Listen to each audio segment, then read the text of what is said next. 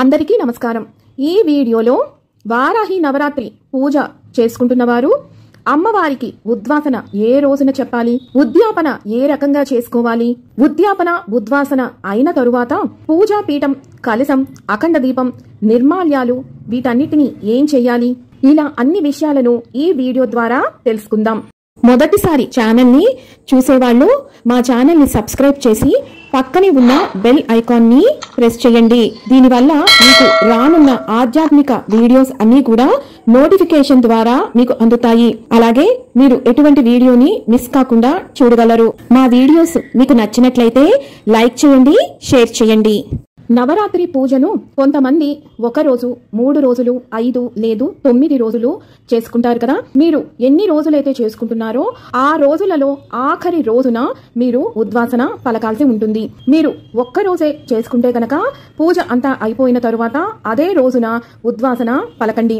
ఒకవేళ 9 రోజులు కూడా మీరు పూజ చేసుకుంటే ఆఖరి రోజు 9వ రోజున ఉద్వాసన పలకాల్సి ఉంటుంది। ఒకవేళ మీరు పూజ చేసుకున్న ఆఖరి రోజు మంగళవారం లేదా శుక్రవారం వస్తే కనుక ఆ రోజున కాకుండా మరుసటి రోజున మీరు ఉద్వాసన చెప్పాల్సి ఉంటుంది।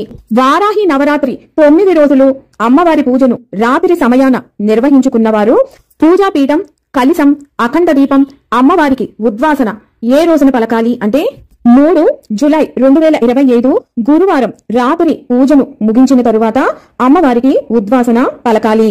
అదే వారాహి అమ్మవారి 9 రోజుల పూజను సూర్యోదయానికి పూర్వమే ఉదయం పూట నిర్వహించుకునే వాళ్ళు పూజా పీఠం, అఖండ దీపం, కలశం, అమ్మవారికి ఉద్వాసన ఏ రోజున చెప్పాలి అంటే 5 జూలై 2025 శనివారం రోజున ఉదయం అమ్మవారికి పునఃపూజను నిర్వహించుకొని కలశాన్ని, అఖండ దీపాన్ని, పూజా పీఠని కదిపి అమ్మవారికి ఉద్వాసన పలకాలి।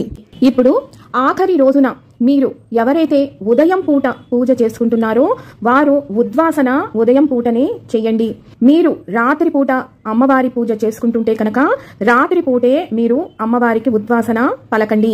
ఇక ఆఖరి రోజున చెయ్యవలసిన పూజా విధి విధానాలను తెలుసుకుందాం। ముందుగా ముందు రోజు పెట్టిన నిర్మాల్యం అంతా కూడా తీసేయండి। మీకు శక్తి సమయము ఉంటే కనుక ఈ రోజు కూడా షోడశోపచార పూజను నిర్వహించుకోవచ్చు। ఒకవేళ చేసుకోలేము అనుకుంటే కనుక కేవలం పంచ ఉపచారాలనైనా మీరు నిర్వహించాల్సి ఉంటుంది।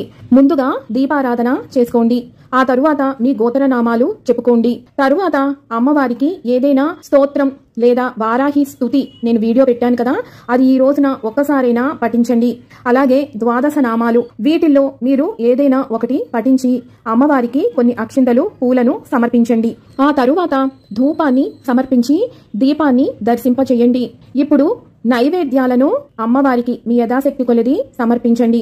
మీరు నైవేద్యాలు అన్ని చెయ్యలేకపోతే చెప్పాను కదా, బెల్లం పానకం, ఫలాలను నివేదించండి। ఆ తరువాత అమ్మవారికి మీకు శక్తి ఉంటే కనుక చీర, రవికల గుడ్డ, మంగళ ద్రవ్యాలు లాంటివి అంటే గాజులు, పసుపు, కుంకుమ, పండు, తాంబూలం, వక్క, చిల్లర నాణెం, పువ్వులు వీటన్నిటితోటి అమ్మవారికి సమర్పించండి। మీకు అంత శక్తి లేదండి అనుకుంటే కనుక కేవలం పండు, తాంబూలం సమర్పించండి। ఈ రెండిట్లలో ఏదైనా పర్వాలేదు, మీ దగ్గర మీ శక్తి కొలది ఏ ద్రవ్యాలైతే ఉన్నాయో వాటిని సమర్పించవచ్చును। ఆ తరువాత పచ్చ కర్పూరంతో అమ్మవారికి మంగళ నీరాజనాన్ని సమర్పించండి। ఆ తరువాత అమ్మవారికి మంత్రపుష్పాన్ని సమర్పించండి। తరువాత వివిధ ఉపచారాలను నిర్వహించండి। చామరం వేయటం, అమ్మవారికి అద్దాన్ని చూపించటం, ఇలా మీ శక్తి కొలది మీరు నిర్వహించవచ్చును। ఇప్పుడు అమ్మవారికి పరిమళ భరితమైన ధూపాన్ని సమర్పించండి। నేను పంచగవ్యంతో చేసిన ప్రమిదలో వివిధ రకాలైన సాంబ్రాణి వస్తువులన్నీ కూడా వేసి దాంతోటి ధూపాన్ని ఇచ్చానండి। మీ దగ్గర ఏదైతే అందుబాటులో ఉంటుందో దాంతో ధూపాన్ని సమర్పించండి। ఇవన్నీ చేసిన తరువాత ఇప్పుడు అమ్మవారికి ఉద్వాసన అనేది పలకాల్సి ఉంటుంది। ఉద్వాసన అంటే ఏంటి అంటే ఇప్పుడు నేను చెప్పబోయే మంత్రం వింటూ మీరు మీ పూజా పీఠని అలాగే మీరు కలశం పెట్టుకుంటే కలశాన్ని 3 సార్లు కదపాల్సి ఉంటుంది। ఇలా కదపటం ఎందుకు అంటే కనుక అమ్మా, నేను నా యథాశక్తి కొలది ఇన్ని రోజుల పాటు నీ పూజను చేసుకున్నాను। ఈ చేసిన పూజలో నా వల్ల నీ పట్ల ఏదైనా చెయ్యకూడని తప్పులు చేసినా, అపరాధాలు చేసినా, నీకు లోటుపాట్లు ఏమైనా నేను నిర్వహించినా దయతో క్షమించు తల్లి। నా యథాశక్తి కొలది నీ పూజను నిర్వహించుకున్నాను, దయతో స్వీకరించు। ఈ సంవత్సరం ఈ పూజను స్వీకరించి నేను నా యథాశక్తి కొలది పెట్టిన వస్త్రాలను తీసుకొని మళ్ళా వచ్చే సంవత్సరం నీ పూజను చేసుకునే శక్తిని, ఆరోగ్యాన్ని, ఆయుష్ను నాకు ప్రసాదించు. కాబట్టి వెళ్ళిరా తల్లి, మళ్ళీరా అని బాధతో, కన్నీటితో మీరు అమ్మవారిని సాగనంపాల్సి ఉంటుంది. దీనినే ఉద్వాసన అంటారు. ఇప్పుడు నేను అమ్మవారికి ఉద్వాసన పలకాల్సిన మంత్రాన్ని చెబుతాను. మీరు మీ పూజా పీటని, అలాగే కలసం పెట్టుకున్నవారు కలసం పెట్టుకోని వారు అమ్మవారి ఫోటో లేదా ప్రతిమను 3 సార్లు కదపండి. సహస్ర పరమాదేవి శతమూల శతాంకురా సర్వగం హరతు మే పాపం దూర్వా దుస్వప్ననాశిని. జయ దేవి నమస్తుభ్యం జయ భక్తవరప్రదే జయ శంకర వామాంగి మంగళే సర్వమంగళే. శ్రీ వారాహి దేవ్యై నమః. యథాస్థానం ఉద్వాసయామి. పునరాగమనాయ చ పునరాగమనాయ చ పునరాగమనాయ చ. ఇప్పుడు కొన్ని అక్షంతలు చేతిలోకి తీసుకొని 3 సార్లు నీళ్లను ఉద్ధరిణితో చేతిలో పోసుకొని అమ్మవారికి చూపించి పక్కగా వదిలేయండి. దీనితో అమ్మవారి నవరాత్రి పూజ ఉద్వాసన అనేది సమాప్తం అవుతుంది. మీరు ఎప్పుడైతే దీపాలు అన్నీ కూడా కొండెక్కుతాయో ఆ తరువాతనే మీరు పూజాపీఠ మొత్తాన్ని తీసేయండి. కలశంలోని నీళ్లను తమలపాకుతో గాని లేదా మామిడి మండతో గాని ఇళ్లు మొత్తము కూడా చిలకరించండి.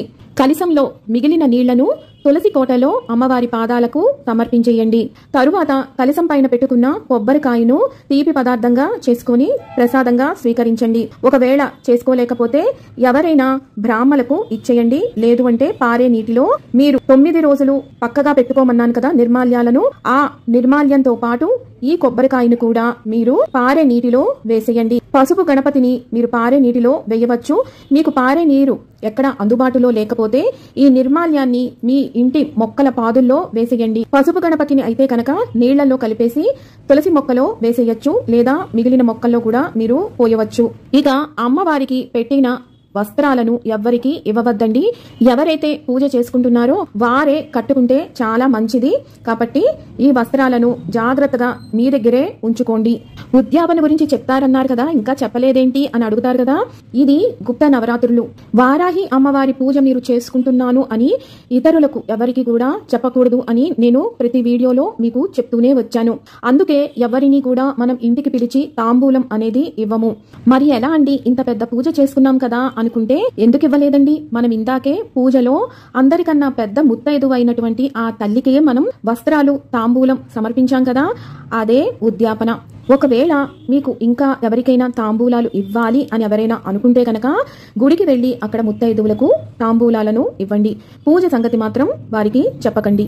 ఇదండి వారాహి అమ్మవారి నవరాత్రి ఉద్వాసన, ఉద్యాపన ఆఖరి రోజున ఏ రోజున చెప్పాలి, ఎలా చెయ్యాలి అన్న పూర్తి విషయాలు మరొక వీడియోతో మళ్ళీ మిమ్మల్ని అందరినీ కలుసుకుంటాను. సెలవు మరి.